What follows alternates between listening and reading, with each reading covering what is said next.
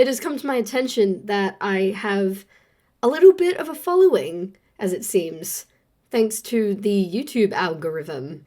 I didn't think it would ever be in my favor, but here we are.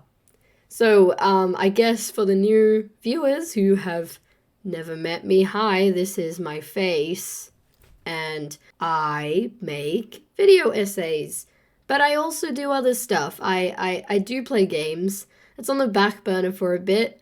I like to work on one thing at a time, and I'm just trying to find my feet on this channel, seeing what works best, all that kind of stuff, new channel things. But honestly, I would like to say thank you for subscribing to me and liking the Girl from Nowhere video. A lot of you came from my Girl from Nowhere video, which is, it's a surprise because I didn't do very well with the editing in that video, but hey, all of you seem to like it, so cool, awesome, I feel affirmed. I would just like to say welcome. And to the existing subscribers, welcome back. Today we are going to get into a very miserable topic.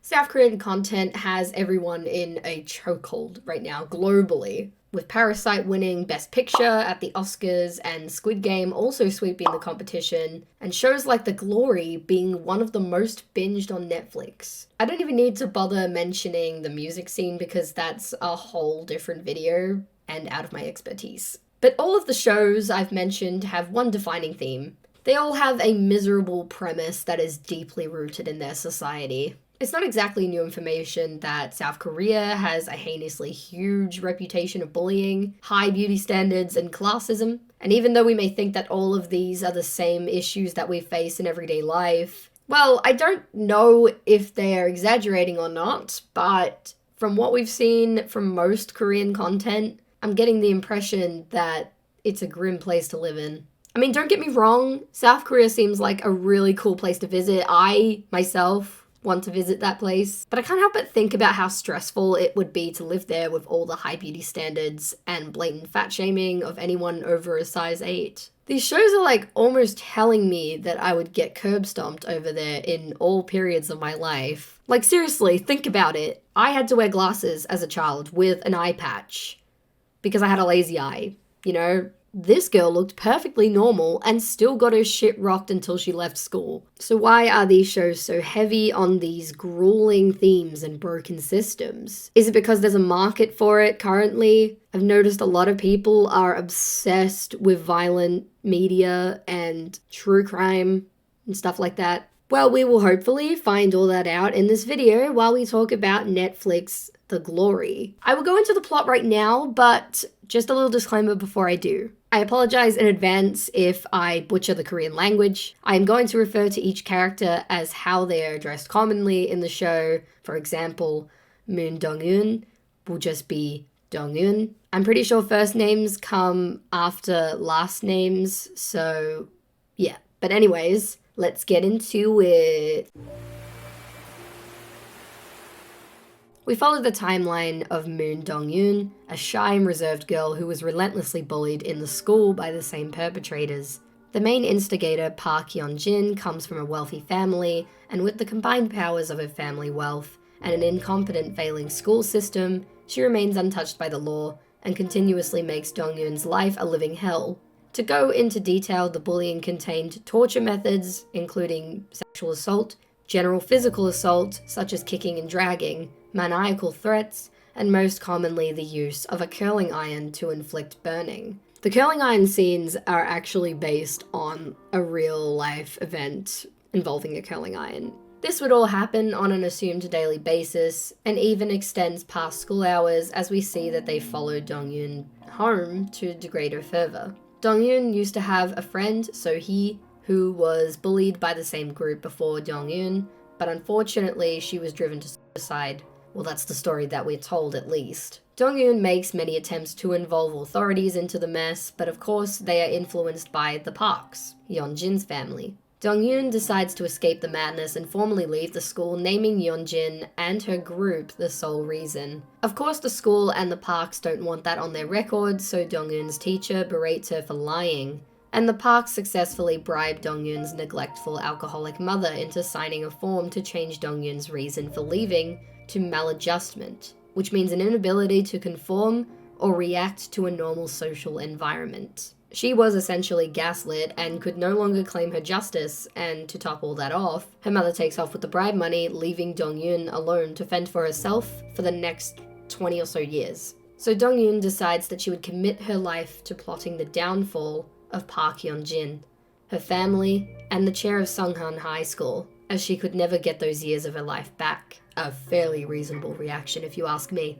She goes back to school one last time to say her goodbye, and she assures Hyun-jin that it won't be the last, as she promises her that they will meet again.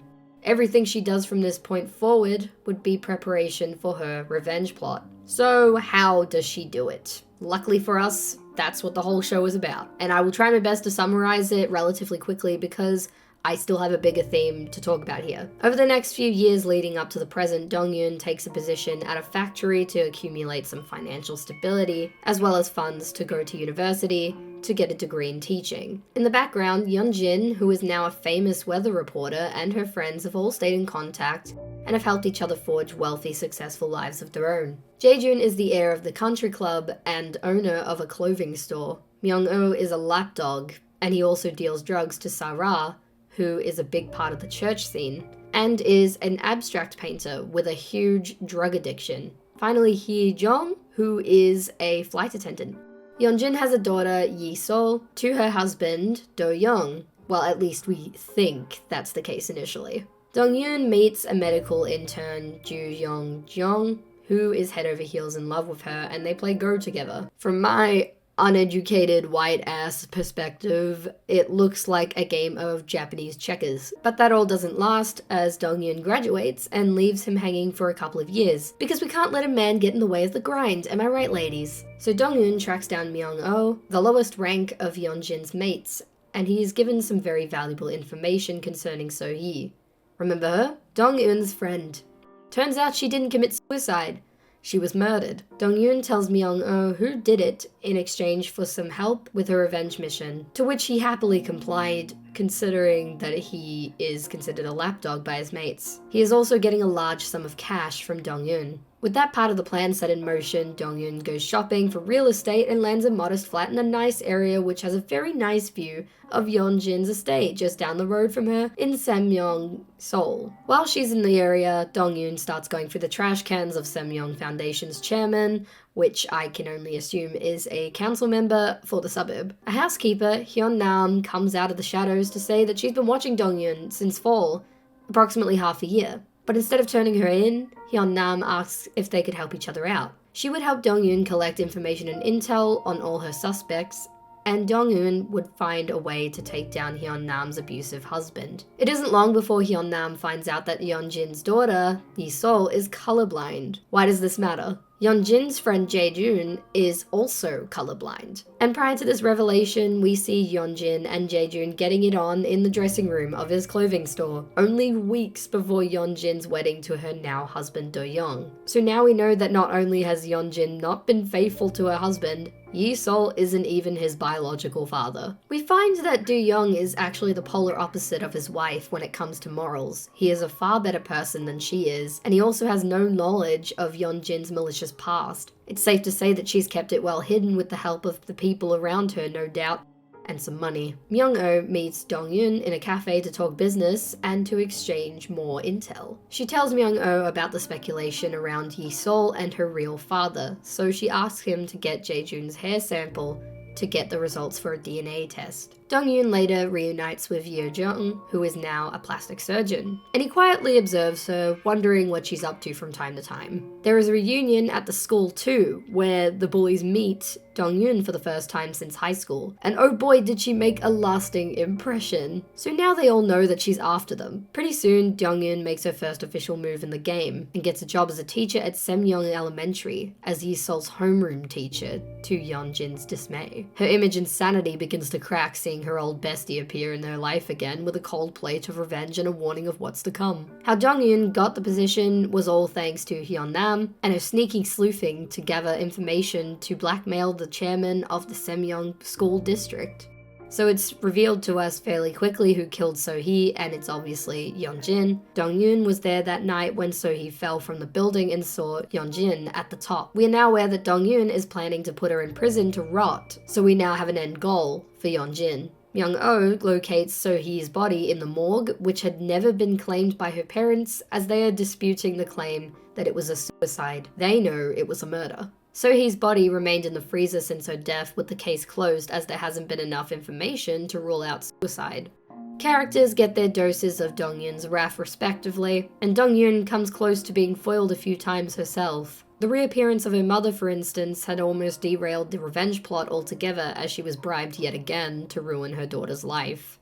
Yeonjin has remained the same heartless girl, as she has hardly any respect for her friends, which ends up biting her on the butt in the end because they all turn against her thanks to the combined efforts of Myung-oh, Dong-yoon, and some karma. Yeonjung becomes a willing accomplice, or as he puts it, an executioner, to Dong-yoon's revenge plot, and is honestly quite as mentally messed up as she is, as he's witnessed his own dad being murdered by a criminal. So he's quite obsessed with revenge at this point and needs to quench his thirst. They kind of enable each other. But this revenge plan isn't without its sacrifices. Myung-oh ends up getting murdered by his friend Yeonjin for getting a little too cocky with the information he was given about his friends, especially hers. He also sexually assaulted her beforehand, so Yeonnam's plan to have her husband killed would actually put her in hot water with the law, and Yeonjin would make sure of that because she found out about Hyunnam's part in the revenge plot. So Hyunnam had no choice but to send her only daughter away to America to study and to never be associated with her again while Hyunnam deals with everything back in Seoul. But a decent bit of good comes out of it all in the end.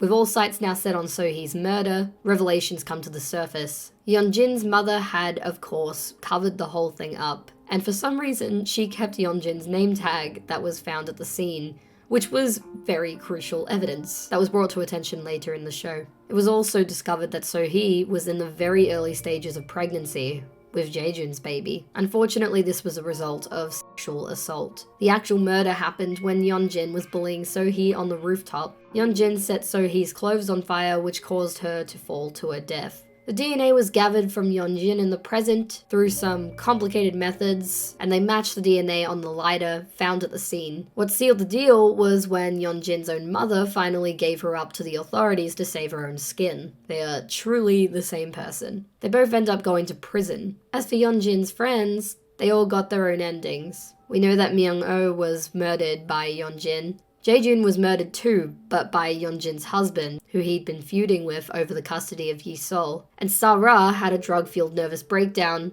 induced by Dong-yoon, and stabbed Hye-jung in the neck, making her a mute. This was obviously a very quick summary, and I only scratched the surface, but I hope that it makes an even bigger incentive to go and watch the series. It's very well made, and I was basically glued to it. I only gave you the gist of it, honestly. There are so many other plot lines that intertwine with the main plot, but for now, let's talk about Yeonjin and her friends. Yeonjin's friendship group was a hierarchy and a system to ensure everyone stays in their place. I'm going to attempt to place each friend on a scale of hierarchy to help us get the bigger picture. At the very top, we obviously have Yeonjin. She is by all means successful socially and financially. She is a famous weather reporter. She comes from a very wealthy family.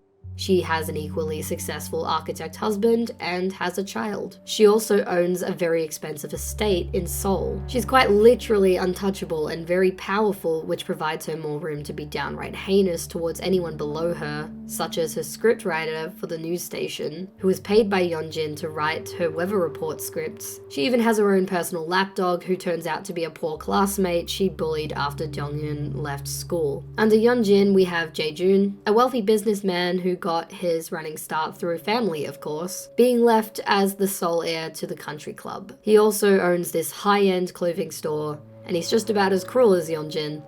So I'd say that they're somewhat on an equal playing field. Next is Sa-ra, the abstract painter and the daughter of the church pastor. Her wealth comes from, well, you guessed it, her parents, which all comes from the big church scene. But no one can know about her spiraling drug problem that her parents continuously hide from the public. Sa-ra owes her artistic success to the drugs she takes. Hye-jung, the flight attendant, is second last on the hierarchy. She actually comes from a lower class home, from a family of a laundry business that often has wealthy clientele. Hee-jung is able to hide her lower class lifestyle by wearing the client's expensive clothing and consistently liaising with wealthy groups of people whilst also updating her social media to further fool people. She obviously isn't really fooling any of her friends as they know she's desperate. She feeds off her wealthy friends to maintain a reputation. For instance, she continuously hooks up with Jae-jun. For her, it is a constant battle for a secure place in the hierarchy. And finally, at the bottom is Myung-oh. He is the one that does all the dirty work for his friends. He is a drug dealer, and he is also an assistant for them. He doesn't come from a family of wealth, but Yeonjin saw potential in him to be a loyal, tough lapdog. Myung-oh is basically given the scraps, but he reluctantly stays with his so-called friends because there isn't anywhere else to be. So it's pretty obvious to see that this hierarchy is formed on the basis of class, with people like Yeonjin at the top and people like Hee-jung and Myung-oh at the bottom. What's more interesting to note is that Myung-oh and Dong-yoon come from similar environments, broken homes with little wealth and social standing, yet Myung-oh is accepted by Yeonjin's gang, and Dong-yoon suffers in their hands. Well, a very common way to make it to the top is to exploit people to ensure your position in life.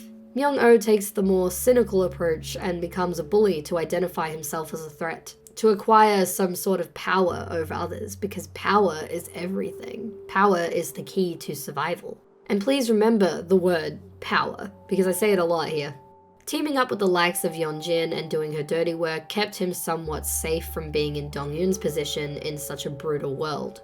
Dong-yoon chose to be true to herself and stay humble, which hinders her chances of ever surviving a world like this. This would explain her character development in the first episode when she starts to become stone cold and individualistic. This development alone has saved her from ending her own life more than once, and it also saved her from more pain. Themes based on classism are key in other media like Squid Game, which takes the topic to a bigger extreme, depicting people from lower classes willingly joining a competition to win a motherload of money. The rich use this as a game for their entertainment, whilst pitting the poor against each other to fight to the death to attain wealth. The prize money in question being the combined cost of debt of every contestant. An example like this shows the lengths in which people from lower classes go to attain modest wealth. This is all due to a system which has a purpose of keeping the poor poor and make the rich richer. A very universal situation. Parasite is another well-known example of classism, as it dives into reputation and status, and how the lower class are basically forced to live off the rich people's scraps in order to survive or live decently. So when we apply this to Yeonjin's friendship group, the people in it are nothing but parasites. And even Yeonjin is a parasite, as she keeps her place through using the people below her. Her empire doesn't exist without those people, as she just takes from them often. They keep her rich, and she keeps them alive, but unfortunately it is Yeonjin that keeps gaining, and the people below her remain exactly where they are. Almost every piece of K-media that I've come across has a recurring theme, and that is intense bullying. I mean, sure, I see bullying all the time in American media, we all have, but it hits so different in South Korea. Like, to the point where it's actually criminal, and victims are actually properly acknowledged for having psychological trauma. One easy way to look into why it is so common in Korean media is to obviously look at the stats. The YouTube channel Asian Boss has a very interesting video on bullying in Korea. The team went onto the streets of Korea and interviewed a handful of youth and collected some individual perspectives, a majority of which were claiming that bullying was a problem. They were asked specifically about The Glory and other dramas that depict very violent bullying, and they were asked if the media exaggerates it. Most of them claimed that it was very real and not at all exaggerated. When asked about how commonly they see it, it was again an overwhelming result, as many of them have seen it and experienced it themselves. One person remarked that she would see a bullying case reported in the news at least 10 times a month. I'm going to link the video in the description so you can watch it in your own time. I think it's very well worth a watch. In 2004, the Special Act on School Violence Prevention was created due to the heinous instances arising in schools that included, but are not limited to, harassment, verbal and physical abuse, social exclusion, stalking, and sexual assault. Bullying was officially labelled a huge issue since before the 1990s. In South Korea, being accused of bullying can actually ruin someone's career. It can even happen to celebrities because bullying is taken so seriously. From the years 2013 and 2016, reported school bullying in South Korea had shown a significant increase from 17,700 recorded in 2013 to 23,600 recorded in 2016.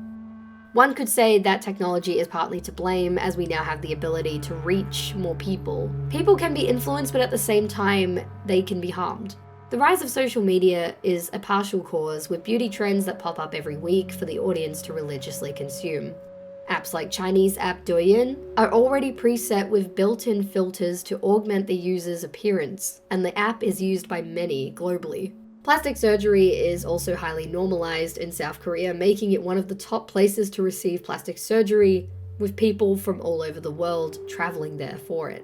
So that only leaves us with the why. Why is bullying so prevalent in Korean society? Why is it a huge thing to talk about? South Korea is a society built on competition in most facets of everyday life. To earn more, to look prettier, to have a really high status. One big example of hyper-competitiveness is the K-pop industry.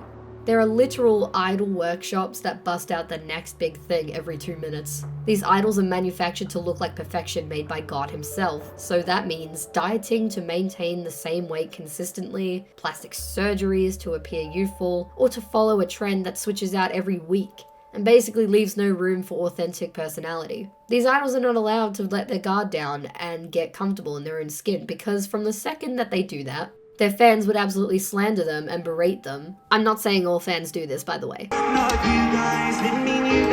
The beauty standards alone can kill rooms full of people because there is just so much pressure. If you're a size 8, that's not good enough. You have to be a size 6. If you have pimples or any sort of blemish on your face, scrub that off. Nobody's asking, they are telling you. This kind of mentality goes right to the youth and into their schools. I mean, if you want an example of how much of a chokehold the beauty standards have on Korean society, literally just watch any K-drama available to stream.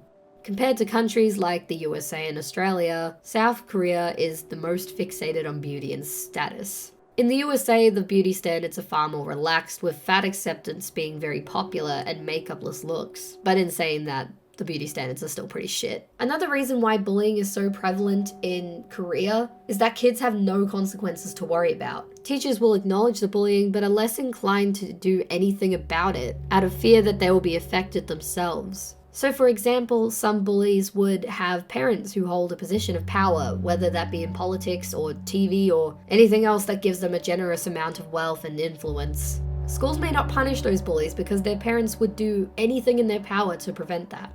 Teachers could be fired or bribed, like in the show in extreme cases. Power is what's used in cases like these, and can be a cause for bullying. If you have power over people, your chances of facing any consequences are low. Celebrities in South Korea can get cancelled for bullying, whether it's in the past or the present. In other countries, celebs get cancelled career-wise over abuse allegations in the domestic environment and in the workplace, and for being racist. But no one really cares if they bullied anyone. The Korean media pounces on bullies no matter how long ago it was. Bullying allegations are treated in the exact manner as abuse. And honestly, as it should be. Bullying is in fact by definition abuse. And if it's anything like what happens in Korean dramas, I sure as shit think people should be held responsible. Call me controversial if you want, that is just my opinion. Over here on my end in Australia, and in other Western countries like the USA, we tend to disregard the after effects of bullying. I mean, yeah, sure, schools now have ways of dealing with bullying, but no one really considers what happens to a victim and what damage has been done that would ultimately shape their identity, such as anxiety, depression, and self-esteem. We basically let broken people walk around in society and expect them to get over their trauma that we claim doesn't actually exist because they were just kids. They didn't know what they were doing. Yes, they did. But I digress. The creator of the YouTube channel Form of Therapy made a video that goes in depth on the seriousness of bullying in South Korea and holds both a Western and Korean perspective, being in both an American school and Korean school throughout his years. He mentions this revolution that seems to be taking place in Korean society that pushes bullying victims to come forward and express their allegations to hold their bullies accountable. And this comes after 2 volleyball players had been dropped by their team after they were hit with allegations of bullying from multiple people. This creator also comments on why bullying is hugely talked about in Korean media. He says that due to the small size of the country, information is hard to sweep under the rug. Whereas if you lived in the USA, in a massive country like that, information will just go everywhere, and it's so easy for it to disappear. Which is why bullying allegations don't even touch celebrities. This is because Korea has fewer media websites than the USA. So if a small country only has one website to get news from, then of course the whole country will be influenced by whatever is on there, collectively. This revolution is here to dismantle a system of power. I highly suggest that you watch that video because there is obviously a lot more information that I had not discussed, and it's a great video. So if you made it to the end of this video, you are a good sport and I love you. I hope you know that. You are loved. This is all we have time for, so I really hope that you go and watch a positive video after this very miserable one. I hope to see you all in my next video, and thank you so much for watching. As always, let me know in the comments what your suggestions are for a film or series that I should talk about. Until then, see you later.